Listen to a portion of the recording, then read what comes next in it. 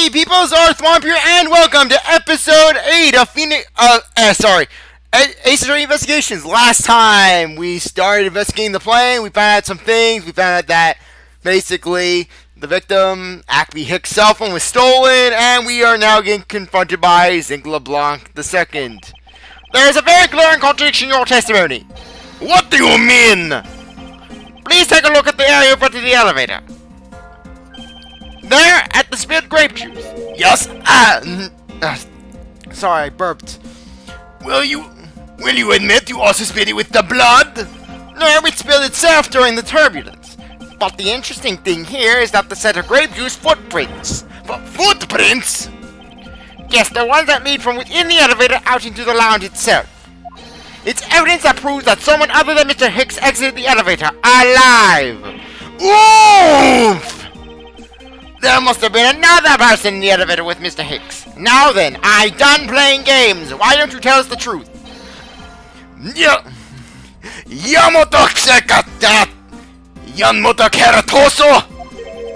Sorry, I get tongue-tied sometimes.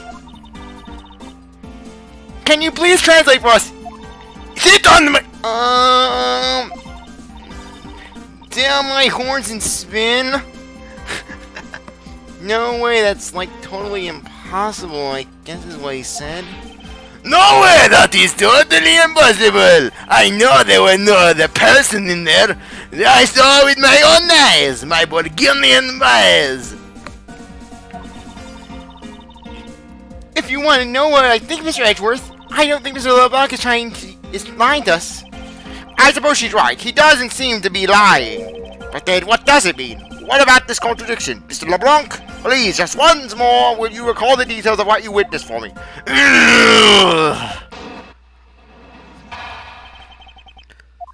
I was upset when Mr. Hicks passed by my seat. That guy with his uppity bring suit.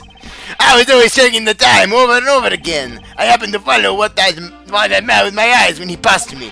And I saw clearly into the elevator he was entering. But I swear there was no one else inside. No one! Mr. LeBlanc, if you could please calm down. What? Dare you to have an issue with my eyewitness testimony? No, not at all. Please, forget I said anything. Yet again, he does appear to be lying. But I can't let this testimony stand as the truth.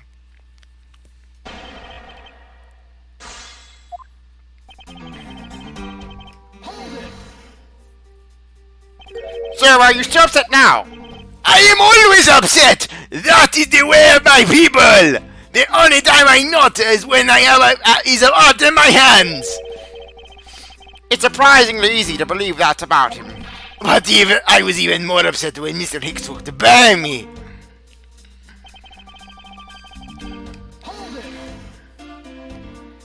Why were you so attentive to this time? Because something unforgivable was happening! Come to think of it, you were yelling about something unforgivable earlier. I was giving the complaint to the attendant about the movie starting time. Return back to me my time. It's money. You understand my point? Movie? Is he talking about the in-flight one that was mentioned in the magazine? Yes, the departure time zone. A summary of the start time. Interesting. They were supposed to show License to Love, Laugh, Maim and Murder. I cannot see that movie in my country, so you can only see it in international flights. I look forward greatly to that movie. It was my life. I was going to please myself. I checked my pocket watch whenever possible so I would not miss it. I even set my pocket watch to the destination time when I came on board. So my watch is not wrong. It matched the schedule. But the movie was still late. Very, very late. Your pocket watch. I'd like to ask you a little more about it, if it's alright.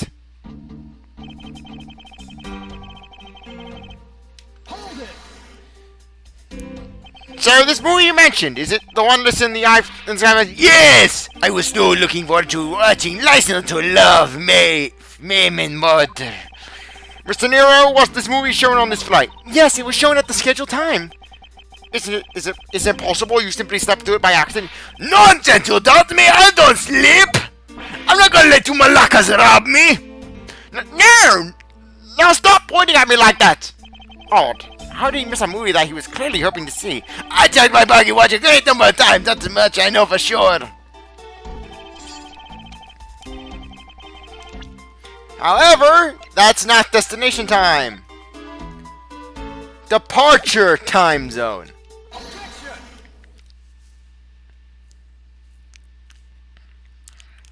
Mr. LeBlanc, you said this just now in your testimony. I even set my pocket watch to the destination time when I came on board. Now, if your watch had been set to your destination's time zone, it would mean that your watch is displaying the time of our destination. Yes, and the correct time is worth its 6 cents. I would like you to take a look at this. If you believe the Sky magazine, clocks on this flight run in accordance with the time with our departure time zone. Excuse me. Of course, the movie schedule was also created with that in mind. Mr. Nero, for confirmation's sake, what time zone is this flight aligned to right now? Well, we made a short stop at a transfer point. That's right, it was in that small Asian country, the Republic of Zinc. But we didn't readjust our onboard clocks at the time, so right now we are still running on Borginian time. What? The time between Borginia and our destination is 9 hours. And what were you doing in Borginia, Edgeworth? I don't know what Edgeworth was doing. I don't think it was prosecuting because Borginia is apparently not in your district. Unless, of course, we're considering the theory that Edgeworth's district is the world. In that case, it's only natural that your watch should be out of sync with the schedule. Ah! Further, with your analog watch set to our destination's time, it would appear to be running 3 hours faster when compared to this flight's onboard clock. It also changes everything about your testimony. And you can bet 1,000,000 cents on that. In light of this information, it means you saw Esther Hicks 3 hours prior to 3 a.m. No! Turbulence! My 1,000,000 cents! This should clear up all the remaining accusations. So this basically widens the time frame for the time of death, right? Yes, because Mr. LeBlanc saw the victim earlier in the elevator at 3 a.m., it means that the time of death could be anywhere from 3 to 6:15 a.m. The question now is where Mr. Hicks was during that span of time and what was he doing?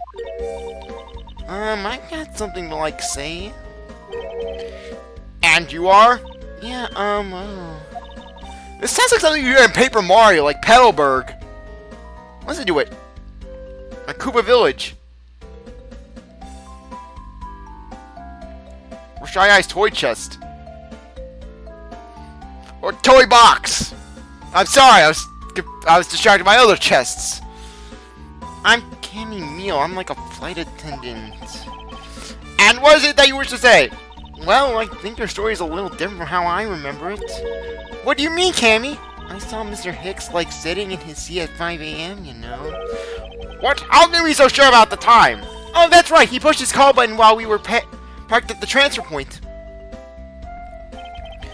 Ah, the stop we made for refueling a cargo transfer on Zinc, correct? Yes, it was from 4 a.m. to 5 a.m. according to our clocks. And during that time, did any of the passengers leave or did any new ones board this flight? No. Not a single person got off or on in Zhangfa. What about the flight crew? The few who were handling the cargo transfer might have temporarily gotten on or off, but eventually everyone, including Cammy and myself, came back onto the plane. So basically, I can assume that no one left or got on since our initial takeoff. Interesting. I shall keep that in mind. Yeah, I answered his call. I can tell you Mr. Acme Hicks was in his seat when we took off again at 5. Alright, and that puts the time of the murder between 5 and 6:15 a.m. Okay, now why did you come down to the lounge for Mr. Edgeworth? Ah, no, I remember coming down here almost as soon as we left the Republic of Zhangfa. Ah! You were here the whole time for 5 years? And you are the only one who could be the killer. Mr. Edgeworth, were you really here in this lounge the entire time from 5 a.m. onwards? Unfortunately, yes. But then how do we explain the footprints? It is not obvious.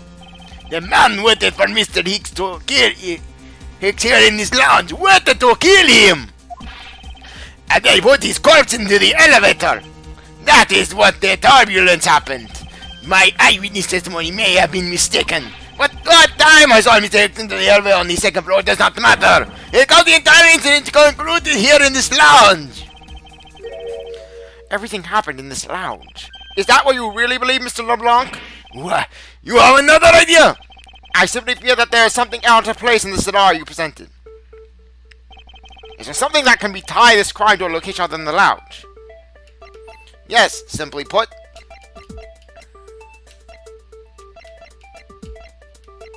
We have the cell phone. I don't need to hear your wild desperation stories. Gasping for weeds, I think that's how you say, yes. Arrgh! I didn't mean to pull that piece out. It was simple as that, I assure you. Oh, yes. What is wrong with me? I was 20 steps ahead of this case. The murder weapon, this little piggy bank, is sold at the in-flight shop.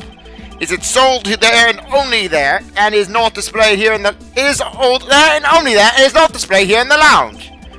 How then did it find its way here? Did you find that a tiny bit suspicious? Such a trivial point. It only means you prepared taking it from the shelf first before coming here. It does not prove you are innocent at all. Is there no way to win with this man? If I may. What is it? You see, well, it's just as Mr. Edgeworth said. Oh, and what do you know why do you know this so well? Well, it's just that the piggy bank was there in the shop. I saw it with my own eyes. And when it was maybe around 5:40 a.m. Isn't that just before we hit the patch of turbulence? That's right. You were in the shop just before the turbulence? Yes, I was. Seriously, at this point, we need Zinc LeBlanc, Ace our critic. This angry detective, come to think of it. Miss Tenero, when I found the body, I believe you came out of that door. Yes, I did. And what's just beyond that door? That's the flight attendant's room. Then, you were on the first floor. Yes. I had to do something at the shop in the flight attendant's room. So I went to the shop first, and then to the flight attendant's room. Are you saying you passed by me at that point? Yes, you seemed really into that issue of Sky Magazine you were reading at the time. Got my case of the hiccups. I don't suppose you noticed me walking by. I vaguely recall someone walking by, but I didn't take notice of who it was. Anyways, the piggy bank was definitely there at the shop when I went there. Why did you go to the shop in the first place? I went there for a work-related matter. Work, you say? Yes, the upkeep of the shop is one of my responsibilities. Why did you not say anything about that until now? Is what I want to know. In any case, I believe it's clear that the shop needs to be investigated as well. Shall we head over there then? What is it now? What is it now? Aren't you forgetting something, Miss Rhoda? Don't you need the captain's permission to check the shop? No, I haven't forgotten. But I have already asked him for permission to search the entire plane. So I think we're alright. Oh, that's weird. What is? Well, I just talked to the captain, see? And he said that he didn't give you permission to do anything like that at all. What is the meaning of this, Miss Tenero? It means she's lying. Go on, admit that you are. You said you had permission to search all over, but you don't. And yet here you are. You flight attendant! What are you trying to do? Put the ship over us? For shame! For shame, Xena! The captain's calling for you, Miss Rhoda.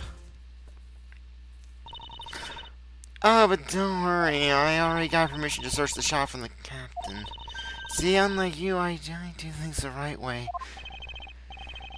Mr. Nero, why would you do such a thing? Please excuse me. Looks like I get to be in charge now. Please go back to your seat, Mr. LeBlanc. Now then, Mr. Edgeworth. If you'd follow me, I'll be your guide from now on. There's something about Miss Tenero that has piqued my curiosity, but right now investigating the in-flight shop is my only priority.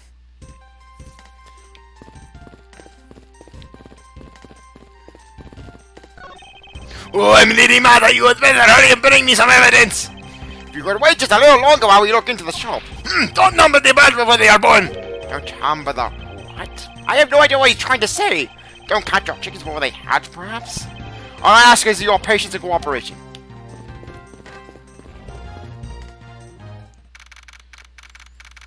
Okay. So if this is the in-flight shop, it's quite a mess in here. You think? Guess I'll have to clean things up then. Hold on, you can't clean up a potential crime scene. Oh, thank goodness, I hate cleaning so much. I mustn't rush things here. I must remain cool, calm, and collected. Because this piggy bank was left at the crime scene. Sir, there is a very good chance that the killer had paid this place a visit. What are these? Oh, those are our company's completely originalized suitcases. They're practically flying out the doors. That's how popular they are. You should buy one and see how you like it. You won't regret it. I would do regret's the only thing that would be the thing I'd be experiencing. Perhaps that's how things work on this flight, but in the real world, you try then buy. No way, but either way, it doesn't really matter. True. Either way, why would anyone buy a suitcase after they boarded a plane? Anyways, see that? Just look at all the iFly heads painted on there. Cute company mascot, isn't he? They're painted on with a lot of care. Doesn't he look he's about to jump at you? Yeah, like a horror movie. It certainly makes something jump inside my stomach. Oh, I guess there's no fooling your refined taste. It looks like you really wanted to get one. And I thought I was gonna finally make my first sale, but you saw right through it. Glad that's done, though. Never makes me try to give you a sales pitch ever again, okay? But I never showed any interest in it to begin with! It really is pretty horrible, isn't it? You wanna know something? That suitcase was designed by Miss Rhoda. Miss Tenero designed this? She designed this abomination? Yeah, it was a company-wide contest. Well, it does have a very sharp design sense. Sharp, like stinky sharp cheddar, maybe? I really have no idea why the bigwigs decided to go with it, but it's so bleh. If by bleh you mean bleh, then yes, you're very honest about it. Hell, the file, and this is coming from me, a guy who loves yellow, whose favorite color is yellow. Heck, you see my background for these DS videos, they're yellow. And even I think those suitcases are hideous. Mr. Nero designed this, did she? It's definitely not what I would have expected. Ah! You okay? I'm fine. Please watch yourself, Miss Meele. Like a suitcase freely roll around, it's gonna be a safety violation. Here, I'll play back.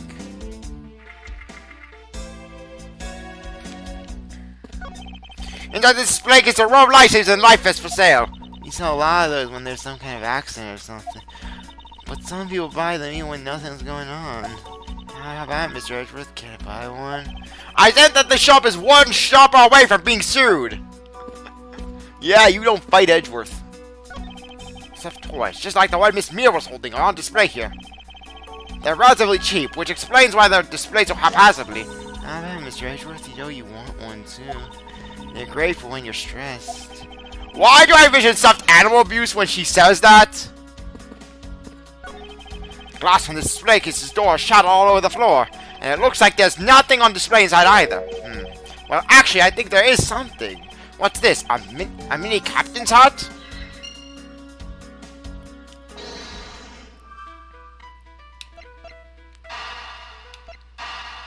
Okay. Boom. The hut probably used to be on the piggy bank's head. Let's give it a go and look. I believe this piggy bank was forcibly removed from this display case. Does this mean that the killer broke the glass to get at it?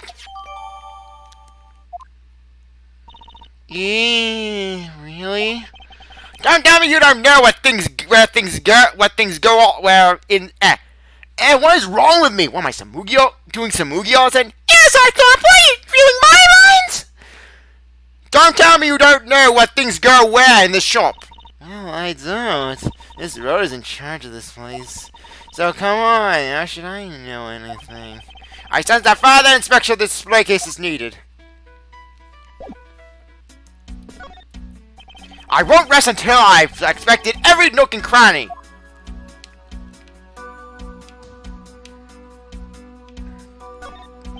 The glass on this door is broken. Perhaps it was the killer who broke it in order to take the piggy bank. But it's a bit odd that the inside of the case is so devoid of glass shards. Plus, the glass broke rather cleanly. What is it? I touched the glass and it cut my finger. It hurts, Mr. Edgeworth. It hurts. Please tell me you can deal with such a minor cut on your own. Is this the same man as the one portraying the statues around the island? Yes, because what everyone needs is a Hugo iFly Matryoshka. Yeah, that's a paperweight of the founder of iFly Airlines, Mr. Hugo iFly. Strange, looked like a Matryoshka to me. On the bottom shelf, we have the cute one. The middle shelf is the realistic one. And the one on the top shelf, that's the floral version. But floral? It looks like a piece of coral. It looks like something Domino would be using. Are you sure about that? Let me guess. You just said the first thing that came to your mind, right? Looks like I hit the bullseyes. The bullseye. What's wrong with me?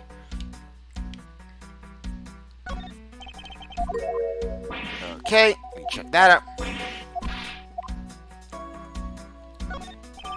There's nothing of interest here. iFly Airlines related books on this shelf. The history of iFly Airlines, the future of iFly Airlines, the 7 wonders of iFly. Fight on iFly Airlines. Well, yeah, fight on iFly? What were they going to do? Challenge the Sprocket family? Working game, you go, you airlines. I heart flying. The titles make it very clear that they won't be making the top sales list anytime soon.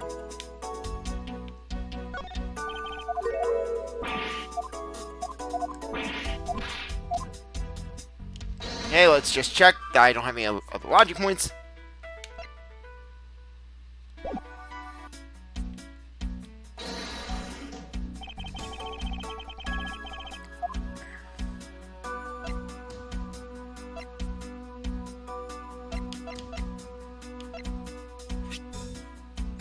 Okay.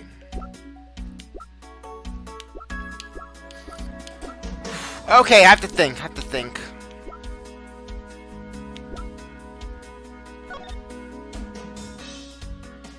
Okay.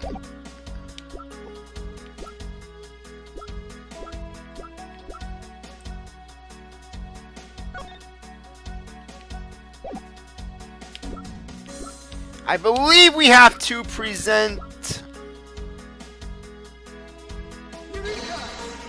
Yep, knew it. There's definitely something very unusual about this. About what?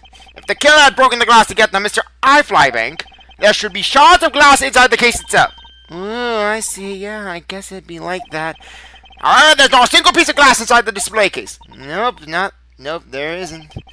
Which means that the glass was broken from the inside out. The piggy bank must have fallen over from the turbines and right through the glass.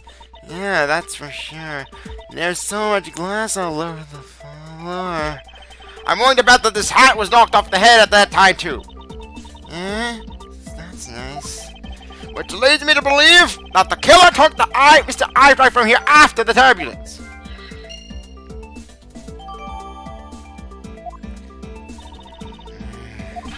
Take your power after your time, Miss Meele, and listen to when I'm talking, huh? But the murder occurred before the turbulence, which rules this piggy bank out as the murder weapon. So you mean the bank's not the real murder weapon? It's a fake? Yes, at this point, that is a very real possibility. But when the killer went to take Mr. iFly, they broke the glass by accident. The display case is locked, so that's highly unlikely. Yeah, but there's one person who could have. And who could that be? It's Rhoda, of course. I mean, she's the one in charge of this place, so she has like the keys and everything. Miss Rhoda Tenero, huh?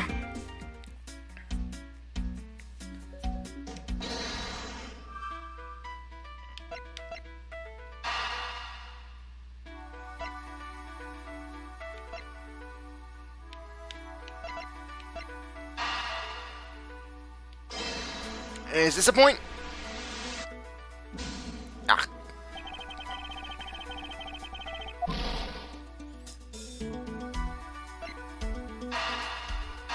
Ah! Yeah, knew it was one of these. Yes! There's definitely something wrong here! And it's not just you falling asleep every 3 seconds. What, do you have an iron deficiency or something, Miss Meele? Yo, what's with all this yelling? Are you narcoleptic? I mean, not that there's anything wrong with it, but come on! Tell me, Miss Meele, don't you think there's something strange about these suitcases? Oh, sure, they're totally strange. Like the color and such. That's what I'm talking about! Now, pay attention! Ah, you're scaring me, Mr. Edgeworth. So, sorry. Ahem, these suitcases are lined up a bit too prim and proper. They look a bit upright, tight, don't they? And I guess they take after their creator. Again, that's not what I meant, Miss Meele. Don't you find it unusual that these cases are the only things undisturbed by the turbulence? Never mind, I'd sooner find out an answer by inspecting these suitcases myself. On closer inspection, they really are quite hideous. I wonder how Miss Rhoda would react if she heard what you just said. What's wrong? She makes a good point. It would be wise of me to watch what I say out loud. What's this? I spotted something that's not quite right. Simple.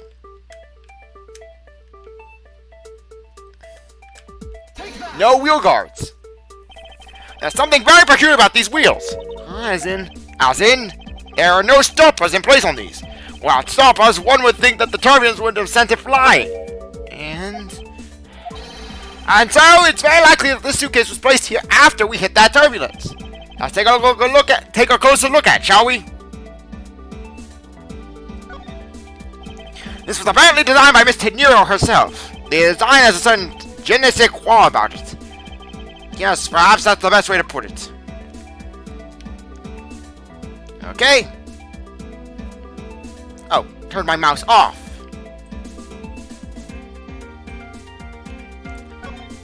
It would appear to be unlocked. Let's take a look at what's inside. A piece of cloth. And it's soaked with blood. Ah, it's blood. It appears that this suitcase is very strongly tied to our murder after all.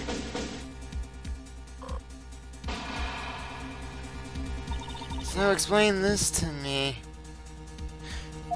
What does this suitcase have to do with the murder? We'll answer that next episode. Anyways, I really appreciate that you stuck around to watch this episode. You're a great viewer. If you come back for the next one. If you like the video, like, subscribe, comment, share, do whatever you want with that. I'll see you later. Bye.